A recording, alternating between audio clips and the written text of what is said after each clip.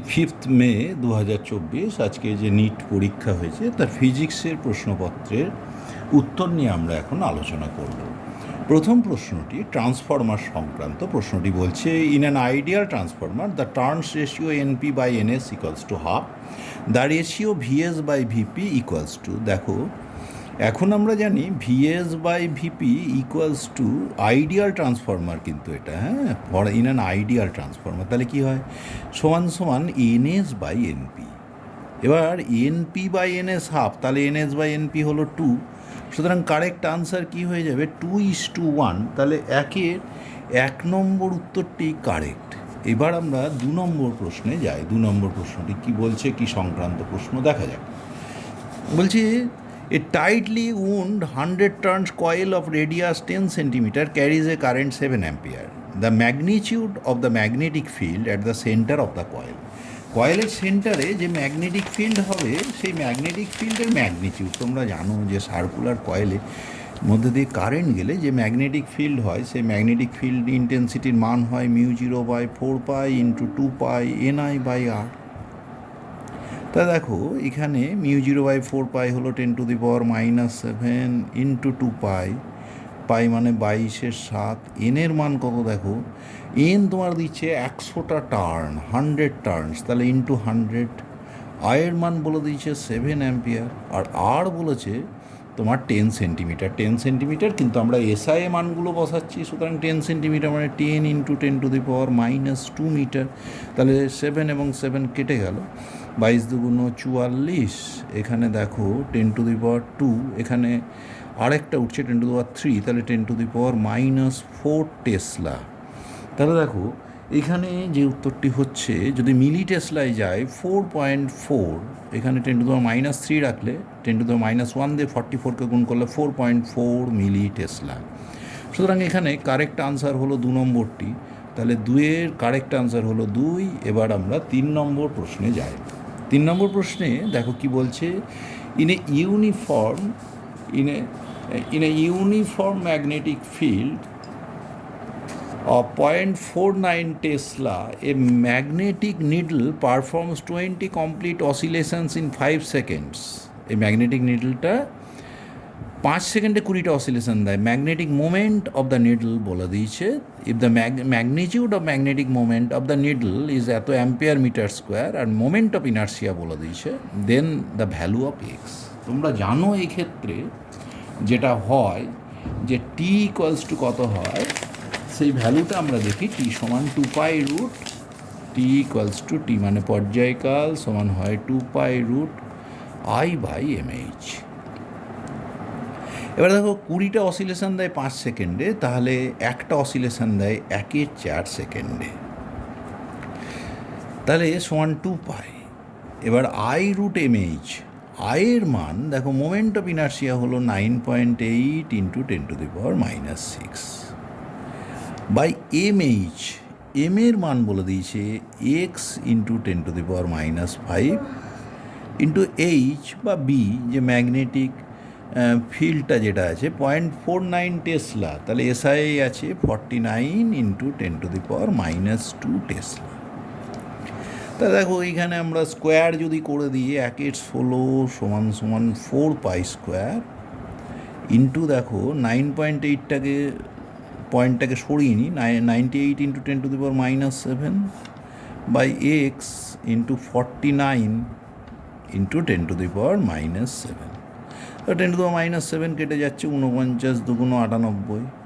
অতএব দেখো এক্স সমান তোমার দাঁড়ালো কত, দাঁড়ালো দেখো এইখানে 8π² দাঁড়ালো একটা, ইন্টু কত হচ্ছে 16, 8π² ইন্টু 16, 8 কত হচ্ছে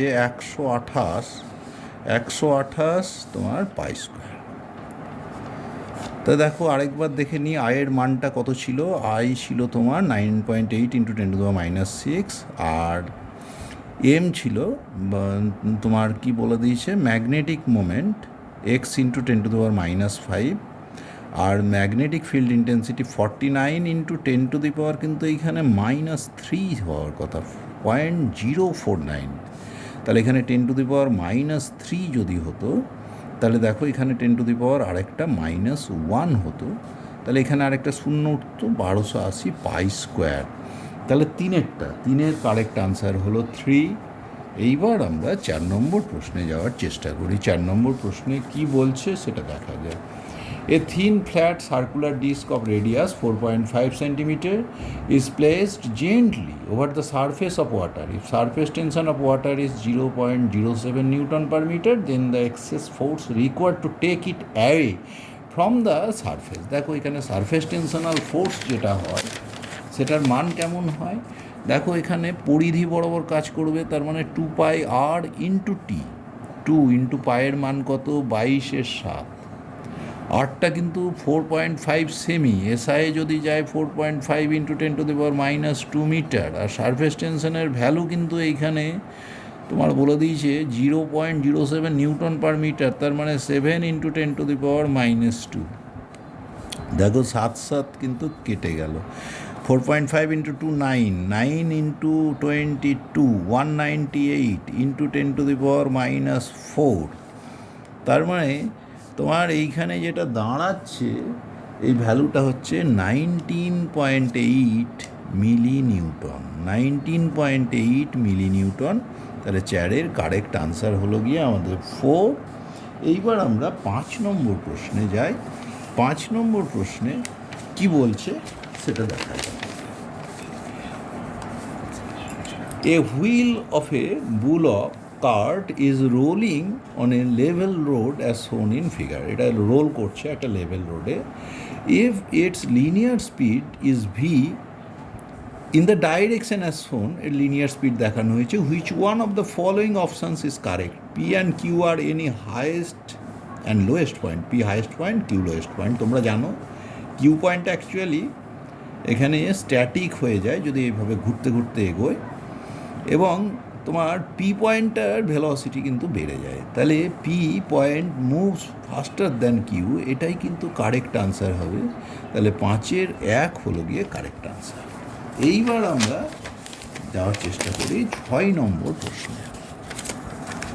6 নম্বর প্রশ্নে কি বলছে সেটা দেখা যায়।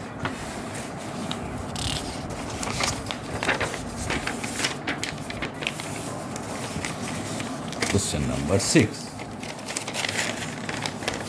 দেখো কোশ্চেন নাম্বার 6-এ যেটা বলছে যে এইখানেতে একটা এসএইচএমের ইকুয়েশন বলে দিয়েছে, x15 sin πt plus π/3 represents the motion of a particle executing SHM, simple harmonic motion, the amplitude and time period of motion respectively. দেখো এটা কি দেওয়া আছে যে অ্যাম্প্লিটিউড দেখো এটা মিটারে দেওয়া আছে, তাহলে অ্যাম্প্লিটিউড 5 মিটার, তোমরা বুঝতে পারছো। আর এটা ওমেগা টি, ওমেগা সমান তাহলে পাই।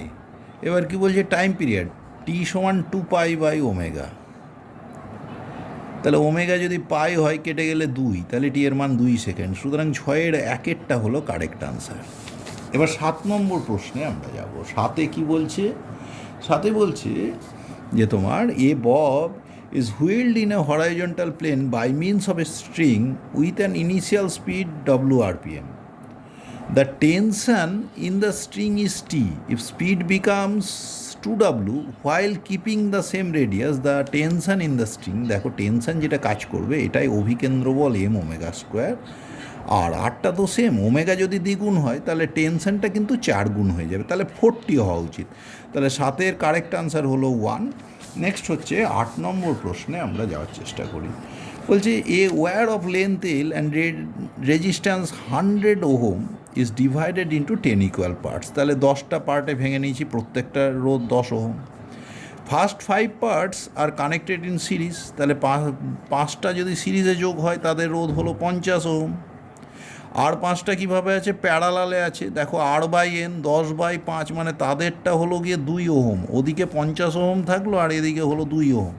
The two combinations are connected in series, 50 আর 2 যদি সিরিজে যোগ করা হয় then the equivalent resistance is 52 ohm. তাহলে 8-এর কারেক্ট আনসার হলো 1। এইবার আমরা 9 নম্বর প্রশ্নে যাই। দেখো 9 নম্বর প্রশ্নটায় একটা লজিক গেট সার্কিটের ট্রুথ টেবিল দেওয়া আছে। বলছে Y as per the following truth table.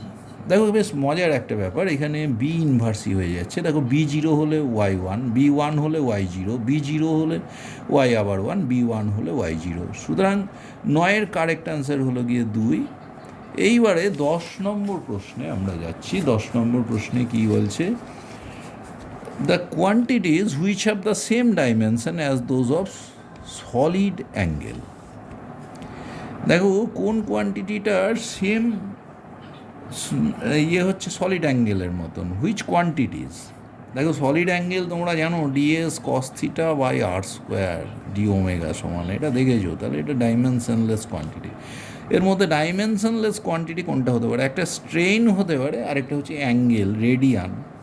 তুমি তো জানো radian S equals to R theta, তাহলে এটাও কিন্তু থিটা সমান S by R, dimensionless quantity. So 4। সুতরাং 10-এ কারেক্ট আনসার হলো গিয়ে আমাদের 4। এইবার আমরা 11 নম্বর প্রশ্নে যাব। 11 নম্বর প্রশ্নে কি বলছে সেটা দেখা যাক।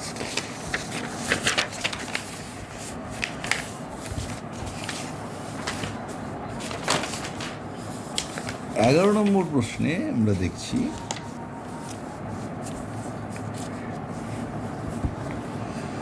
বলছি a thin spherical shell is charged by some source.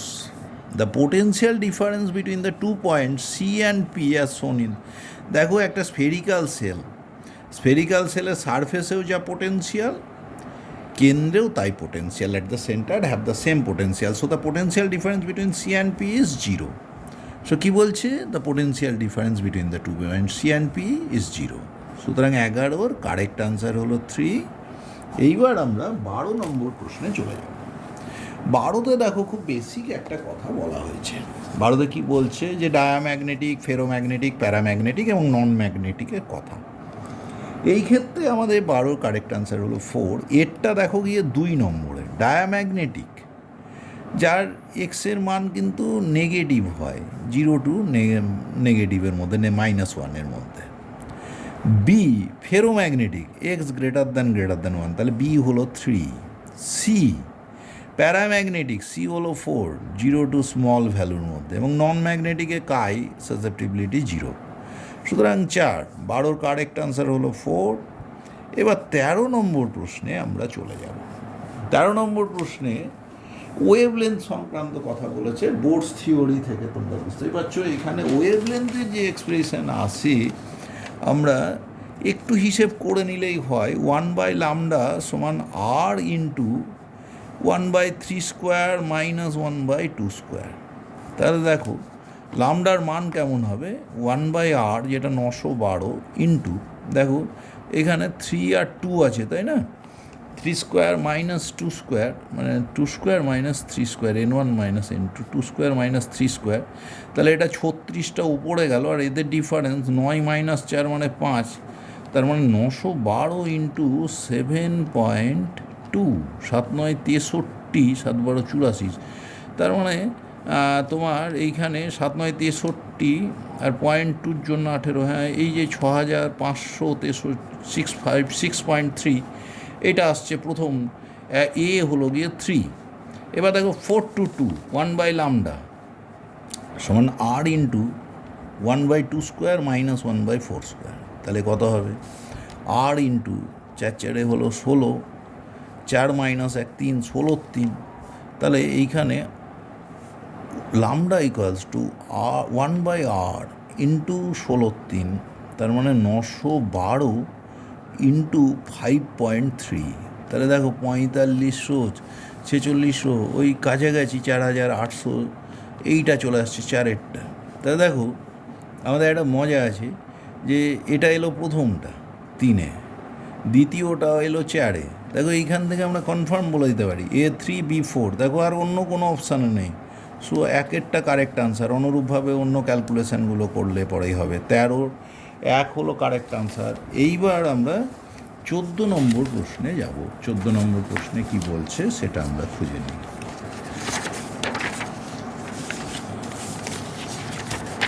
14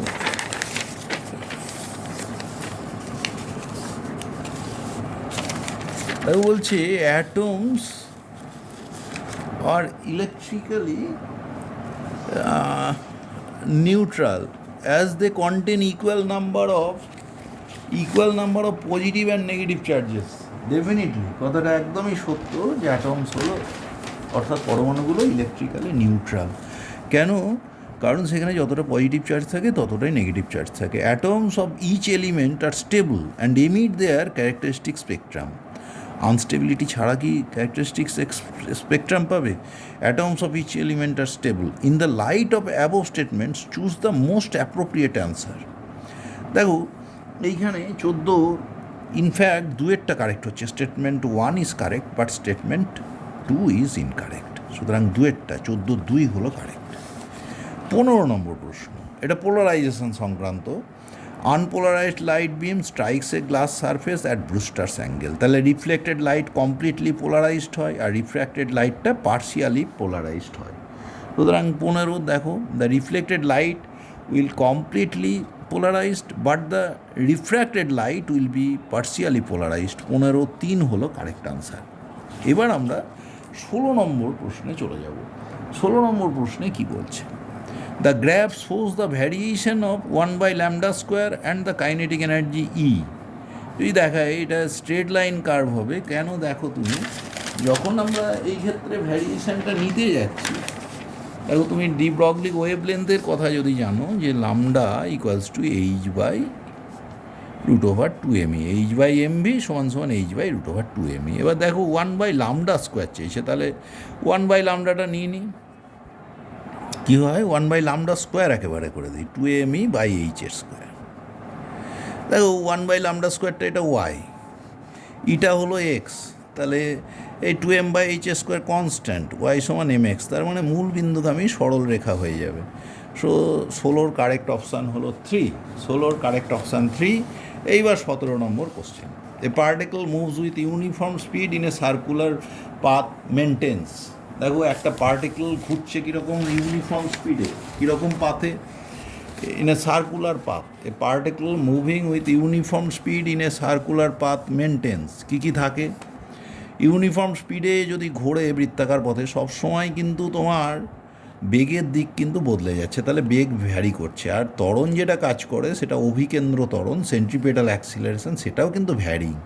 সুতরাং 17 নম্বর প্রশ্নে যদি আমরা বলতে যাই 3-এরটা correct, varying a velocity and varying acceleration. এইবার আমরা 18 নম্বর কোশ্চেনে চলে যাব। 18 নম্বর প্রশ্নটি কী বলে সেটা দেখা যাক।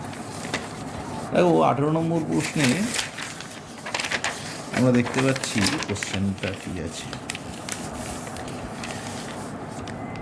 If c is the velocity of light, the correct statement about photon among the following: the energy of a photon E equals to h nu is correct. The velocity of a photon is c. The momentum of a photon is h nu by c. সুতরাং দেখো পরপর correct হয়ে আসছে। A B C হলো D. In a photon electron collision both energy and total momentum are conserved, এটাও ঠিক। Photon pauses positive charge, এটা ভুল হয়ে গেল, কোনো চার্জ থাকে না। সুতরাং 18 আমাদের অ্যাকচুয়াল কারেক্ট হলো 1-এরটা, 18 হলো কারেক্ট। এইবার দেখো আমরা 19 নম্বর প্রশ্নে যাওয়ার চেষ্টা করি। 19 নম্বর প্রশ্নে আলফা বিটা ডিকে নিয়ে বলেছে। বুঝতে পারছো, প্রথমে যখন আলফা রেডিয়েশন দেবে ওয়াই হবে কত 286, আর পরমাণু ক্রমাঙ্ক 2 একক কমলো 80। এবার যখন ই প্লাস এমিশন দেবে তাহলে পরমাণু ক্রমাঙ্ক 1 একক কমে যাক, ভর সংখ্যা কিন্তু 286ই থেকে গেল। এবার বিটা মাইনাস যখন পি দিচ্ছে, পিতে এটা 1 একক বেড়ে যাক, আর ভর সংখ্যা আনচেঞ্জ। আবার ই মাইনাস মানে বিটা এমিশন, তাহলে এটা আরও 1 একক বাড়বে, এটা 81 হলো, এটা কিন্তু 286 থাকলো। তাহলে 81, 286, 3। 19-এর কারেক্ট আনসার হলো 3। এবার 20 নম্বর প্রশ্ন। 20 নম্বর প্রশ্নটা দেখো ধারক সংক্রান্ত, এবং দেখো এখানে P/Q সমান R/S, তাহলে এই আর্মটা বাদ চলে যাবে। 4টে ধারক, হুইটস্টোন ব্রিজ কম্বিনেশান, সবগুলোই 2 মাইক্রোফ্যারাড হলে তোমরা জানো এবির মধ্যে তুল্য ধারকত্ব হবে 2 মাইক্রোফ্যারাড, কারণ উপরের দুটো সিরিজে 2 আর 2 1 হবে, নিচেও 1 আর 1 প্যারালালে হলে 2 মাইক্রোফ্যারাড।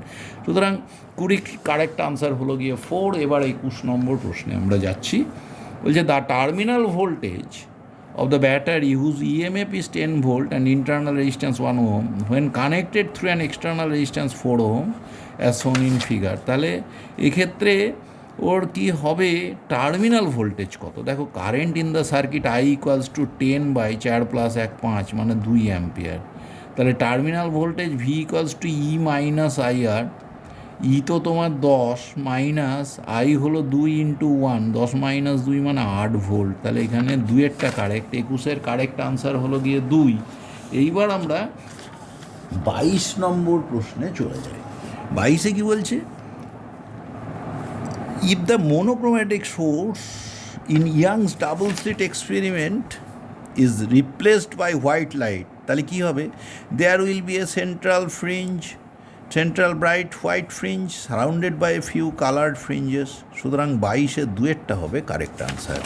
এইবার আমরা 23 নম্বর প্রশ্নে চলে যাব। 23 নম্বর প্রশ্নে কি বলছে সেটা দেখা যাক।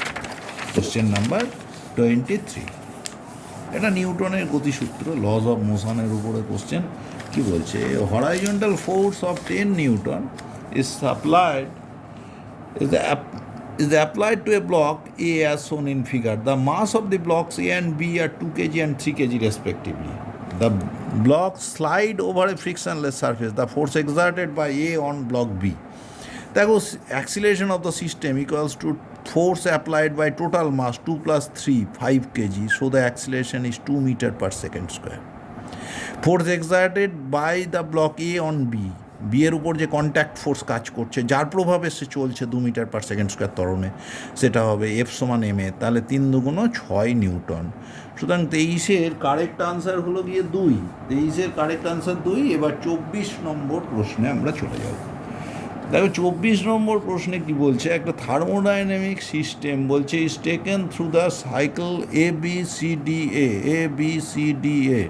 The work done by the gas along the path BC। দেখো BC হলো আইসোকোরিক প্রসেস, সেখানে work done by the gas is 0। So 4-এরটা কারেক্ট। 24-এর কারেক্ট আনসার হলো গিয়ে 4। এইবার 25 নম্বর প্রশ্নে আমরা চলে যাই। কি বলছে, the maximum elongation of a steel wire is 1 metre length if the elastic limit of steel and Young's modulus respectively, বলে দিয়েছে ইলাস্টিক লিমিট এবং ইয়াং মডুলাস। তাহলে বলছে কি, দ্য ম্যাক্সিমাম ইলংগেশন, তুমি জানো ম্যাক্সিমাম ইলংগেশন যদি এক্স হয়, X equals to FL by AY। এবার দেখো F বাই A, তার মানে ম্যাক্সিমাম যে তোমার কি বলছে ইলংগেশন চেয়েছি, তাহলে ইলাস্টিক লিমিট, তার মানে F বাই এটা বলে দিয়েছে 8 × 10⁸। এটা হলো F বাই A, এই ফ্যাক্টরটা বসালাম L1, আর ওয়াইয়ের মান বলে দিয়েছে 2 × 10⁻11। দেখো এখান থেকে গুনটুন করলে 4 দুগুণ 8, 4 × 10⁻³ মিটার হয়, তার মানে হচ্ছে 4 মিলিমিটার। 4-এরটা কারেক্ট আনসার। 25-এর 4-এরটা হলো কারেক্ট আনসার। এবার 26 নম্বর প্রশ্নে আমরা যাচ্ছি। দেখো প্রথমেই দেখতে পাচ্ছ উপরেরটা হলো তোমার নিচেরটা নর গেট আর উপরেরটা ন্যান্ড গেট। 1 ইনপুট ন্যান্ড মানে A ইনভার্স দেবে, 1 ইনপুট নরও B এর বদলে B ইনভার্স দেবে।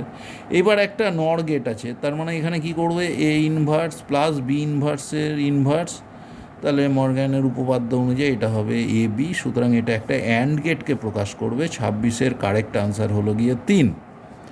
এইবার 27 নম্বর প্রশ্নে, two bodies A and B of same mass undergoes completely inelastic one-dimensional collision.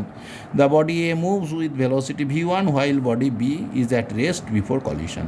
তাহলে দেখো এর মাস m, সে v1 ভেলোসিটিতে যাচ্ছে, তার মোমেন্টাম mv1, দ্বিতীয়টা 0। এবার ইনইলাস্টিক কলিশন ওরা তো যুক্ত হয়ে যায়। যুগ্ম ভরটা যদি v2 বেগে চলে তাহলে বুঝতেই পারছো 2m × v2 হয়ে গেল। তাহলে mm কেটে গেল দুই পক্ষ থেকে। তোমার কাছে চেয়েছে v1 বাই v2 সমান 2:1। সুতরাং তোমার 27 নম্বরের 1-এরটা হলো গিয়ে কারেক্ট আনসার। এবার 28 নম্বর প্রশ্নে আমরা যাব। 28-এ কী বলছে দেখা যাক। 28 নম্বর প্রশ্নে আমাদের কি বলছে, বলছে কি, consider the following statements A and B। বলছে for a solar cell the IV characteristics curve lies in the 4th quadrant of the graph. Definitely 4th কোয়াড্রান্টে সোলার সেলে থাকে। সোলার সেলের ক্ষেত্রে 4th কোয়াড্রান্টে এরকম একটা কার্ভ আমরা পেয়ে থাকি। In a reverse biased PN junction diode, the current measured in microampere is due to majority charge carriers. No, that is due to minority charge carriers. সুতরাং A হলো correct statement, B হলো false statement, A is correct, B is inaccurate. So 28-এর correct answer হলো গিয়ে 4। এবার 29 নম্বর প্রশ্ন। 29 নম্বর প্রশ্নে কি বলছে, ইন দ্য অ্যাবভ ডায়াগ্রাম, এখানে ডায়াগ্রাম দেখানো হয়েছে, a strong bar magnet is moving towards solenoid 2, এটা আমার সলিনয়েড 2 এর দিকে আসছে, ফ্রম সলিনয়েড 1 থেকে 2 এর দিকে, এটা 1 নম্বর সলিনয়েড, এটা 2 number. The direction of induced current in the solenoid, দেখো যখন সাউথ পোলকে নিয়ে আসছো, তাহলে বাধা পাবে, এখানে সাউথ পোলারিটি সৃষ্টি করবে, তার মানে ক্লকওয়াইজ সেন্সে কারেন্ট যাবে এখানে, তাহলে ক্লকওয়াইজ সেন্সে কারেন্ট যাবে, এবং এই ক্ষেত্রে আমাদের কারেক্ট আনসার হয়ে যাচ্ছে 4। সুতরাং এইখানে কারেন্ট যাচ্ছে এ থেকে বি এর দিকে ক্লকওয়াইজ সেন্সে, আর দ্বিতীয়টাতে হচ্ছে ডি থেকে সি এর দিকে, যেটা ক্লকওয়াইজ সেন্সে হবে। সো এখানে এই কারেন্টের ডাইরেকশান হবে ক্লকওয়াইজ সেন্সে, এটা যখন দূরে যাচ্ছেন নর্থ পোলকে নিয়ে যাচ্ছ, তাহলে এখানেও সাউথ পোলারিটি পাবে, সুতরাং কারেন্টের দিক হবে একটা এ থেকে বি এর দিকে, আর এটা ডি থেকে সি এ।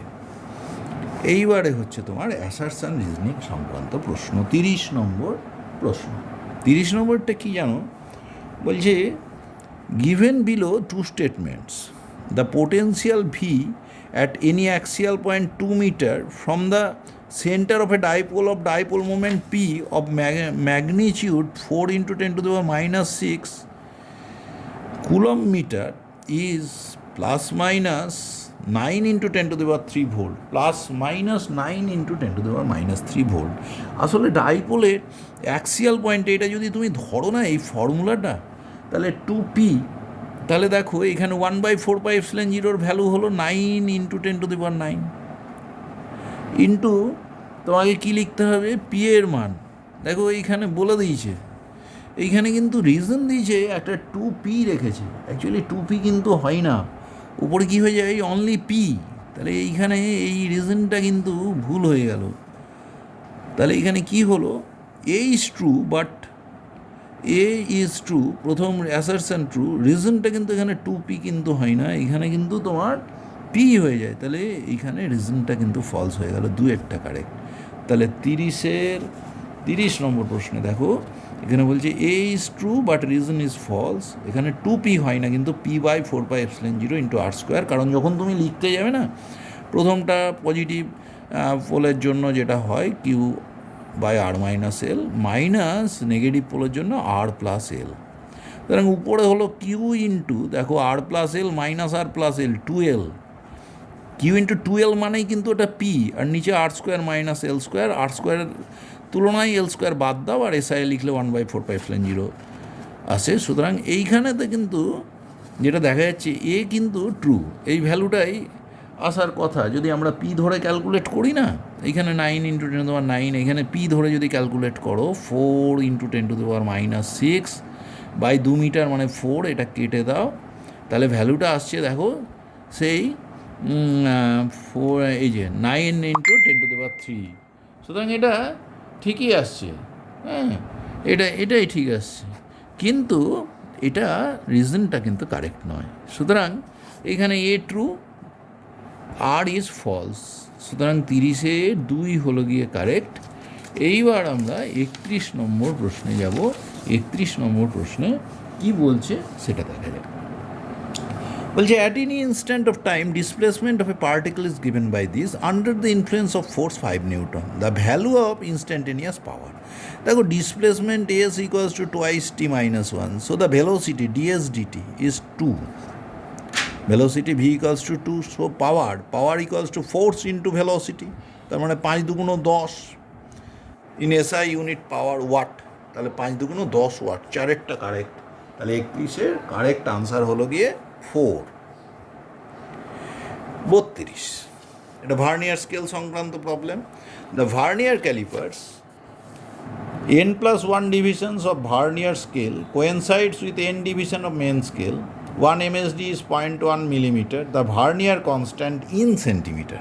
দেখো n+1টা ডিভিশন সমান কত হলো এন ইন্টু মেন স্কেলের এন ডিভিশন এক এক ঘর হলো 0.01 মিলিমিটার, মানে 1 ইন্টু 10⁻⁻², 0.1 মিলিমিটার মানে 0.01 সেন্টিমিটার, তাহলে এত সেন্টিমিটার। তাহলে একটা ভার্নিয়ার স্কেল মানে কত, N by n+1 into 10⁻⁻² centimetre.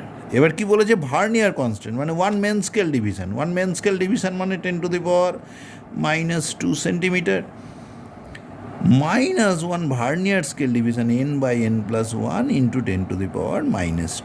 তাহলে দেখো 10⁻² যদি আমরা কমন নিয়ে নিই, 1 - n বাই n-1, নিচে n+1 থেকে গেল, n বাই n+1 লসাগু করলে 1 মাইনাস এটা করলে n+1 - n, এটা নিলে n কেটে গেল, তাহলে এটা 100 ইন্টু n+1 হয়ে যাচ্ছে। তাহলে এই 1-এরটা 32-এর 1-এরটা হলো গিয়ে কারেক্ট। এবার 33 নম্বর প্রশ্ন। The moment of inertia of A thin rod about an Axis passing through it's mid point and perpendicular to the rod বলে দিয়েছে, the length of the rod is nearly. দেখো একটা থিন রডের মোমেন্ট অফ ইনার্সিয়ার ভ্যালু তোমরা জানো 1/12 ml²। এই moment of inertia কত বলেছে, 2400 সমান 1/12 ইন্টু এম কত, এম বলে দিয়েছে 400 গ্রাম ইন্টু L², 4×6 = 24, L² সমান 72, তাহলে L সমান 6√2, 6 ইন্টু 1.414, তার মানে 8.484, 8.5 সেন্টিমিটার। তাহলে 33-এ 4 নম্বর হলো গিয়ে কারেক্ট আনসার। এইবার আমরা 34 নম্বর প্রশ্নে যাব। 34 নম্বর প্রশ্ন একটা প্রিজমের অঙ্ক। A light ray enters through a right angle prism at point P, P বিন্দুতে ঢুকেছে রাইট অ্যাঙ্গেল প্রিজমের, at an angle of incidence 30 degree in figure, it travels through the prism parallel to the base BC। এখানে বেসের প্যারালালে গেছে, এই P থেকে ধরো Q হয়ে তল ঘেঁষে বেরিয়ে গেছে। The refractive index of the prism, তাহলে প্রিজমের রিফ্র্যাক্টিভ ইন্ডেক্স কত এটা তোমার কাছে চাওয়া হয়েছে। তাহলে দেখো প্রথমে দেখো পি বিন্দুতে প্রতিসরণের জন্য আমরা লিখতে পারি 1 ইন্টু sin 30 ডিগ্রি সমান মিউ ইন্টু, দেখো এই অ্যাঙ্গেলটা কত হবে, দেখো এটা প্যারালাল বিসি আর এই পি কিউ যদি প্যারালাল হয়, এই কোণটা বি হলে এটা বি, তাহলে এটা 90 ডিগ্রি মাইনাস বি, তাহলে এটা স্নেলের সূত্র লাগালে হচ্ছে সাইন 90 ডিগ্রি মাইনাস বি।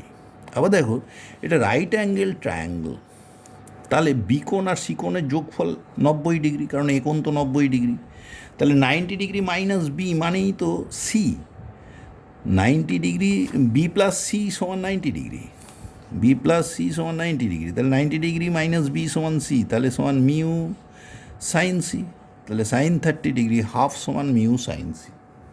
এটা চলে এসছে খুব সহজে, হাফ সমান মিউ সাইন সি। এবার দ্বিতীয় তলে প্রতিসরণের জন্য দেখো এই কোণটা সি, তাহলে কিউয়ের ওপরের কোণটা parallel line P Q R BC, তাহলে এটা সি হলে এটা সি, তাহলে এইখানে অ্যাঙ্গেলটা কত, দেখো 90 ডিগ্রি মাইনাস সি, তাহলে এই বিন্দুর প্রতিসরণের জন্য আমরা লিখতে পারি mu into sine 90 degree minus C সমান, এখানে তল ঘেঁষে বেরিয়েছে অ্যাঙ্গেলটা 90 ডিগ্রি, আবার বায়ু মাধ্যম 1 ইন্টু সাইন 90 মানে 1, তাহলে মিউ কস সি সমান 1। দেখো এইখান থেকে আমরা একটা কাজ করে দিতে পারি, এই 1 নম্বর সমীকরণ মিউ সাইন সি বেরিয়েছে, 2 নম্বরে মিউ কস সি বেরিয়েছে, স্কোয়ার করে অ্যাড করে দাও, মিউ স্কোয়ার সমান 1 প্লাস এটা 1-এর স্কোয়ার 1 আর এটা হাফের স্কোয়ার 1-এর 4, তাহলে এটা হলো 5-এর 4, তাহলে মিউ কত হলো, মিউ সমান 5/√2, তাহলে মিউ এর মান হলো 5/√2 1, তাহলে তোমার 34-এর 1-এরটা হলো গিয়ে কারেক্ট আনসার। এবার 35 নম্বর প্রশ্ন কি বলছে, the mass of a planet is 1/10 that of earth and its diameter is half of the earth, the acceleration due to gravity. দেখো জি সমান আমরা জানি gm/r², তাহলে মাসটা কত বলেছে 1/10, তাহলে সেই প্ল্যানেটে যদি অভিকর্ষজ ত্বরণ acceleration due to gravity GP ধরি সমান জি ইন্টু m/10, আর কি বলেছে ডায়ামিটার হাফ মানে রেডিয়াসও হাফ, r/2 তার হোল স্কোয়ার, তাহলে 4/10 মানে 0.4 ইন্টু পৃথিবীতে জি, তার মানে 0.4 ইন্টু পৃথিবীর জি কত 9.8, 392, তাহলে 3.92 মিটার পার সেকেন্ড স্কোয়ার 3, তাহলে 35-এ কারেক্ট আনসার হলো গিয়ে 3, 35-এর কারেক্ট আনসার 3। এইবার 36 নম্বর প্রশ্নে আমরা যাওয়ার চেষ্টা করছি। 36 নম্বর প্রশ্নে কি বলছে সেটা দেখা যাক। দেখো বলছে 36-এর প্রশ্নে, the property which is not of an electromagnetic wave travelling in free space. দেখো এখানে খুব সহজ ব্যাপার। এখানে they originate from charges moving with uniform speed, এটা হবে না, অ্যাক্সিলারেটেড চার্জ থেকে তৈরি হয়, তোমরা জানো। তাহলে 36-এ কারেক্ট আনসার হলো 3। এবার 37 নম্বর প্রশ্নে চলে যায়। 37 নম্বর প্রশ্নে ভেলোসিটি টাইম গ্রাফ দেওয়া আছে, অ্যাক্সিলারেশন টাইম গ্রাফ চাই। দেখো প্রথমে আছে ভেলোসিটি জিরো, ভেলোসিটি টাইমের সঙ্গে চেঞ্জ নেই, তাহলে অ্যাক্সিলারেশনের কার্ভ প্রত্যেকটাতে জিরো আছে, সুতরাং প্রথম পয়েন্ট নিয়ে ভেবে লাভ নেই। দ্বিতীয় পয়েন্ট কি বলছে, দেখো velocity is proportional to T, straight line তো, তাহলে প্রপোর্শনাল টু টি, তাহলে অ্যাক্সিলারেশন কী হবে, অ্যাক্সিলারেশন কনস্ট্যান্ট। দেখো এখানে অ্যাক্সিলারেশন কনস্ট্যান্ট। তারপরে মাঝের অংশটায় ভেলোসিটি কনস্ট্যান্ট, তাহলে অ্যাক্সিলারেশন আবার জিরো এই অংশটায়। তারপরে অংশে ভেলোসিটি সময়ের সঙ্গে কমছে, তাহলে অ্যাক্সিলারেশন কী হবে, নেগেটিভ, তার মানে ডিসিলারেশন আছে, তাই না? ভেলোসিটি কমা মানে ডিসিলারেশন আছে। সুতরাং এইখানেতে আমাদের 37-এর 2-এরটা হলো গিয়ে কারেক্ট আনসার। এবার 38 নম্বর প্রশ্নে আমরা চলে যাই। 38-এ কী বলছে, এই metallic bar of young modulus বলে দিয়েছে, coefficient of linear thermal expansion বলে দিয়েছে, লেন্থ বলে দিয়েছে, এরিয়া বলে দিয়েছে। Heated from 0 degree centigrade two 100 degree centigrade without expansion or bending, the compressive force developed. দেখো কম্প্রেসিভ ফোর্স এখানে যেটা ডেভেলপ করে, F সমান YA আলফা টি, এটা তোমরা জানো। F সমান এখানে যে কম্প্রেসিভ ফোর্স যেটা ডেভেলপ করে, F যদি হয় সেটা F সমান YA আলফা টি। এবার দেখো ওয়াইয়ের মান বলে দিয়েছে 0.5 × 10⁻11। বলে দিয়েছে কত, 10⁻−3। আলফা লিনিয়ার এক্সপানশন কোএফিসিয়েন্ট দেখো 10⁻−5। আর টি বলেছে 0 থেকে 100 মানে 100, তা দেখো কত হলো, -8 -6 0.5 × 10⁵। তার মানে কত হচ্ছে 50 × 10⁻³ নিউটন। তাহলে 38-এর 1-এরটা হলো গিয়ে কারেক্ট আনসার। এবার 39 নম্বর প্রশ্নে যায়। 39 নম্বর প্রশ্নে কি বলছে, 39 নম্বর প্রশ্নে বলছে, if the mass of the bob in a simple pendulum is increased to thrice its initial mass। তোমরা জানো যে টাইম পিরিয়ডটা কিন্তু এইখানে মাসের উপর নির্ভর করে না, and length is made half its original length, then the new time period of oscillation is x/2 times its original time period, then the value of X. দেখো t = 2π√L/g, t = 2π√L/g। এবার কি বলেছে, length is made half, তাহলে এখন time period t1 হলে 2π√L/2g, তার মানে এটা হলো t/√2। এবং এটা কি বলেছে যে এটা হচ্ছে x/2, this is equals to x/2, কি বলে দিয়েছে, then the new time period of oscillation x/2, then the value of x is. তাহলে বুঝতেই পারছো যে এইখানে কী বলছে, then the new time period of oscillation is x/2, আগে কি বলে দিয়েছে, original length is made half, then the new time, the original time period is what. তাহলে কি বলছে, the mass of a simple pendulum is increase to thrice its initial value. তাহলে দেখো টি এর ভ্যালু, এই time period of oscillation is x/2 times its original value, তাহলে this is x/2 × t। তাহলে দেখো এই এক্সপ্রেশনটা দাঁড়ালো, কি দাঁড়ালো, t/√2টা কী হলো, টি এর x/2 টাইম, তাহলে টি কেটে গেল, তাহলে x সমান কত, 2/√2 মানে √2 সেকেন্ড, তাহলে x হয়ে গেল √2। 1-এরটা 39-এর কারেক্ট আনসার হলো 1-এরটা। এইবার আমরা 40 নম্বর প্রশ্নে যাব। দেখো এইটা একটা হুইটস্টোন ব্রিজ কম্বিনেশনের প্রশ্ন দিয়েছে, choose the correct circuit in which we can achieve the bridge balance. কোথায় আমরা ব্রিজটাকে ব্যালেন্সড কন্ডিশনে পেতে পারি, এই প্রশ্নটাই করেছে আমাদের এই কোশ্চেনে আমরা দেখে নিই সেটা কোথায় পেতে পারি। দেখো 40 নম্বর প্রশ্নে আমাদের যে জায়গাটি বলছে সেটি হলো এই 4-টি হলো কারেক্ট আনসার। কেন 4টি কারেক্ট আনসার, দেখো প্রথম কথা, এখানে দেখো ডায়োডটা কিন্তু ফরওয়ার্ড বায়াসে আছে, উপরের রোধগুলো না সব 10 ওহম, পিআর কিউ এটা বলেছে 15 ওহম, এখানে 5 ওহম, আর পাশেরটা একটা ডায়োড, এটা ফরওয়ার্ড বায়াস রেজিস্ট্যান্সই নির্দিষ্ট মান থাকে। আইডিয়াল ডায়োড হলে 0, কিন্তু 5-7 ওহম থাকতেই পারে।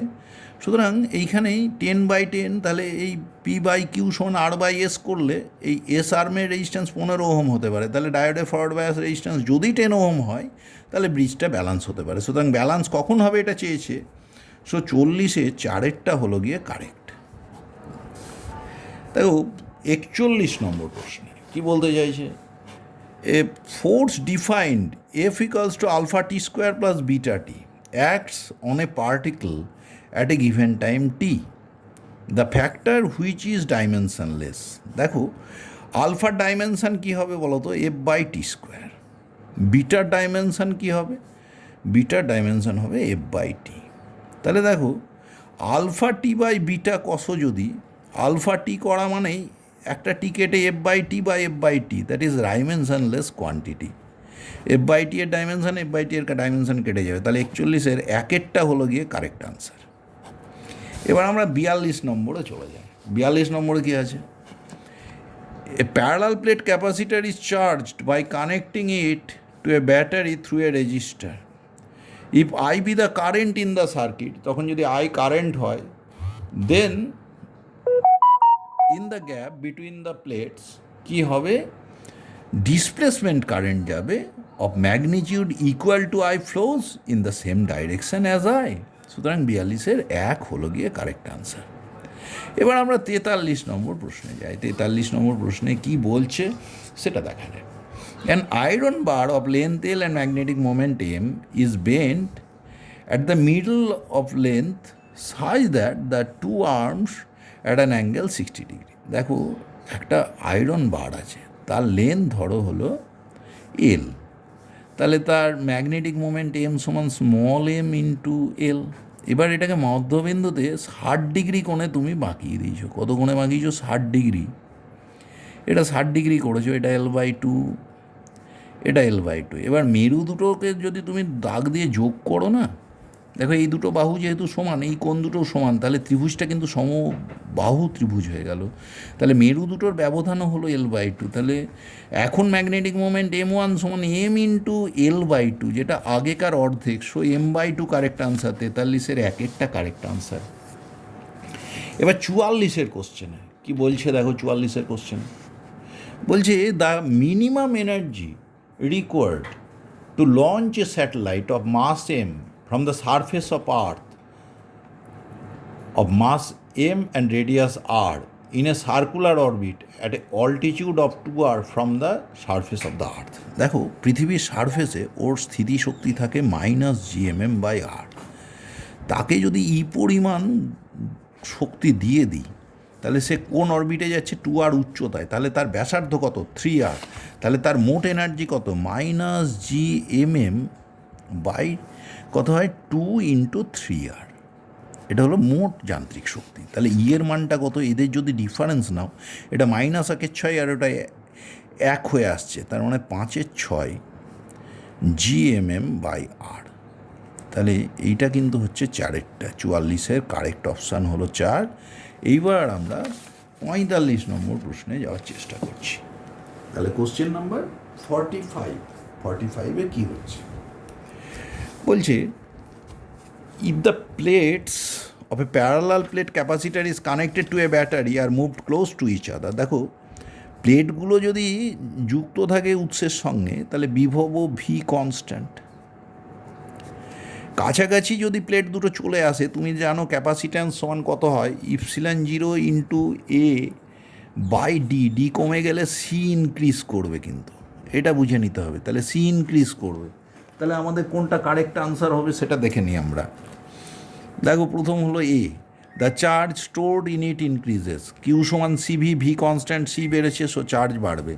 The energy stored in it decreases. Energy store মানে হাফ সিভি স্কোয়ার, ভি তো কনস্ট্যান্ট, সি বাড়লে এনার্জি স্টোরড বাড়বে, সুতরাং বি ভুল। সি, দ্য ক্যাপাসিট্যান্স ইনক্রিজেস, এটা ঠিক, সি এরটা ঠিক।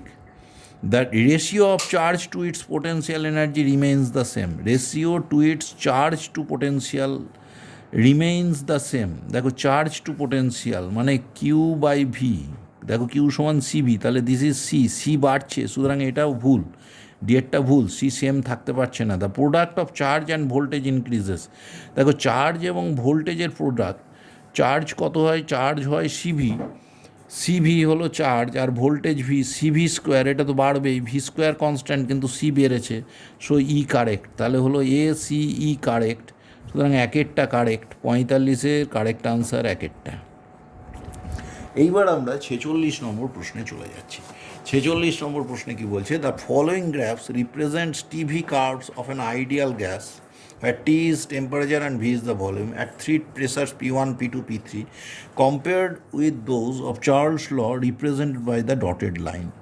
দেখো এইখানে আমরা একটা কাজ করি না কেন, ভি অক্ষের প্যারালাল একটা লাইন টেনে দিই, তাহলে এর উপরে টেম্পারেচারটা কনস্ট্যান্ট, তাহলে বুঝতেই পারছো যখন ভলিউমের মান কম তখন প্রেসার সব থেকে বেশি, সো ভলিউম সব থেকে কম V1-এ, তাহলে প্রেসার P1 সর্বোচ্চ, তারপরে কে P2, তারপরে কে P3, সুতরাং এটা খুব সহজে আমরা এই আনসারে চলে আসতে পারি, P1 greater than P2 greater than P3, সুতরাং 46-এ 3 হলো গিয়ে কারেক্ট আনসার, 46-এ 3, P1 greater than P2 greater than P3।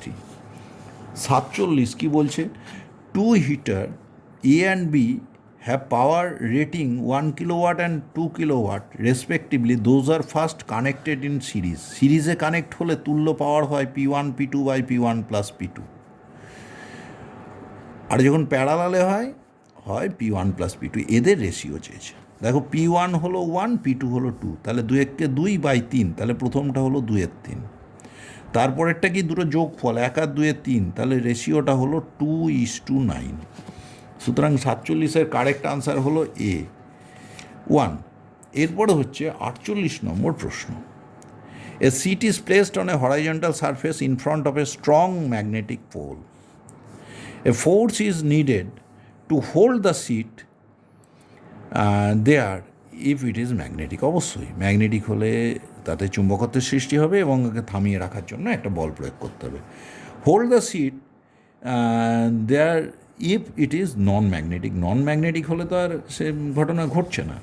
Number C, move the sheet away from the pole with uniform velocity if it is conducting, এটাকে যদি দূরে নিয়ে চলে যেতে থাকো তাহলে বুঝতেই পারছো ইন্ডাকশান ঘটবে এবং কন্ডাক্টিং প্লেট ইন্ডাকশান ঘটবে, সুতরাং ইন্ডাকশান হলে ওর যে গমনটাকে বাধা দেবে, তাহলে তোমার যদি বাধা দেয় তাহলে তোমাকে একটা ফোর্স দিয়েই ওকে থামিয়ে রাখতে হবে, তাহলে A correct, C correct, so 48-এর 1 কারেক্ট। 49 নম্বর প্রশ্ন, a small telescope has an objective of focal length 140 semi and an eyepiece of focal length 5 semi. The magnifying power of the telescope for viewing a distant object মানে normal focusing F0/FE 140/5, সুতরাং হবে 28, তাহলে 49-এর 1-এরটা হলো correct answer.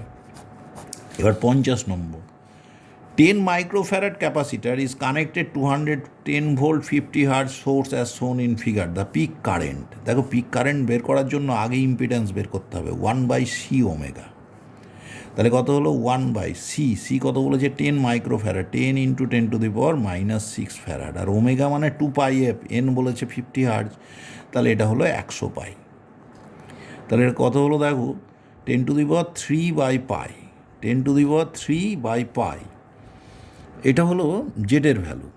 এবার তোমার কি চেয়েছে, এবার চেয়েছে তোমার কাছে পিক ভ্যালু অফ কারেন্ট, তাহলে পিক ভোল্টেজ, এটা কিন্তু আরএমএস ভ্যালু 210 ভোল্টটা, তাহলে পিক ভ্যালু অফ ভোল্টেজ হবে 210√2 বাই এখানে জেড দিয়ে ভাগ করে দেবো 10⁻³ নিচে গেল, উপরে হলো পাই, তার মানে কত হচ্ছে দেখো এইখানে এটা 0.21, √2 হলো 1.414, আর এটা হলো পাই হলো 3.14, আমি 3.2 ধরে নিচ্ছি কারণ 4.414টাকে একটু নেগলেক্ট করেছি, তাহলে কি দাঁড়াচ্ছে 14 × 2 = 28, 2 3 14 42 2 44, 1 2 4.48 × 0.21 × এটা 8 21 168, হাত থাকলো 16, 84 আর 16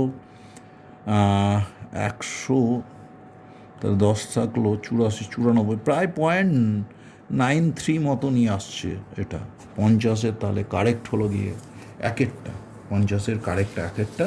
এইখানেই আমাদের প্রশ্নপত্রে আলোচনা শেষ হলো।